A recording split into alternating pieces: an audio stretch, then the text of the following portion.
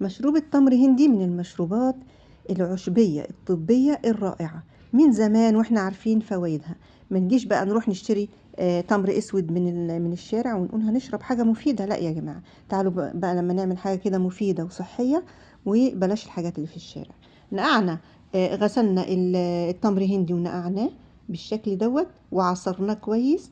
وعندنا الكركديه مغسول كويس ومنقوع من بالليل، وبدأنا ان احنا نصفي ده على ده، يا اما تحط الاتنين مع بعض عادي مفيش مشكلة خالص.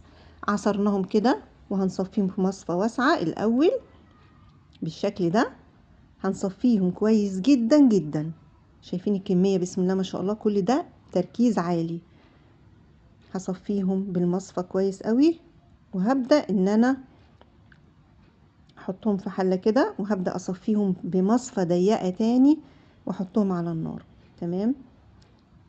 طبعا في لقطة قبل لقطة مش مشكلة، المهم ان احنا الفكرة وصلت ان انه لازم يتصفى مرتين تلاتة او بشاشة كده يعني خفيفة.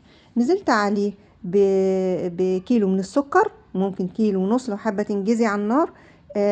نص معلقة من ملح الليمون مادة حافظة، عندنا عود قرفة، عندنا شوية كده محترمين من الفانيليا. قلبناهم كده، كل دي منكهات هتخلي ريحته كده جميلة وطعمه رائع. هحطه بقى على النار وهسيبه كده يتكثف مع نفسه، بس ما تسيبيش الغطا كده خلي الغطا موارب او شيل الغطا خالص. اتكثف معانا ويتقل بالشكل ده، العلامة ان هو تمام معايا، ان لما اعمل بخط كده بيبقى تمام، مفيش حاجة جت على التانية كده كويس. هبدأ ان انا احطه في برطمانات او في ازايز بعد طبعا ما يبرد. والمكون اللي طلع بقى الكركديه والتمر هندي اللي فاض، طبعا مش هرميه في الزبالة ولا حاجة، لا هنزل عليه بمية مغلية تاني، وهبدأ ان انا اطلع منه احلى مشروب مش هيحتاج مني ان اخففه كتير. تمام. بسم الله ما شاء الله، شايفين اللون ده؟ هو كده كمان وهيحتاج انه يتخفف شوية يعني. بسم الله ما شاء الله، هبدأ اصفيه بالشكل ده. اللهم صل وسلم وبارك على سيدنا محمد صلى الله عليه وسلم. هعصر كده وهصفي تمام كل الكمية معايا بالشكل ده.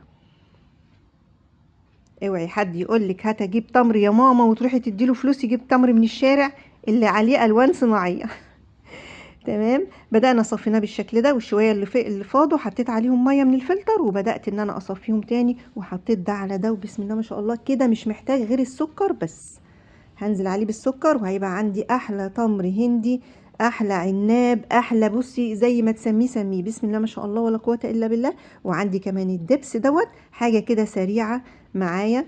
لو حابه تشربي بالليل كده كوبايه على رواقه، هتحطي تلج وهتحطي معلقتين من الدبس دوت، معلقه سكر، وتبداي تشربي الجمال القمر ده. بحبكم في الله والله. بسم الله ما شاء الله، شايفين كميه؟ بسم الله ما شاء الله تكفيكي اسبوع بحاله. وبالهنا والشفا والسلام.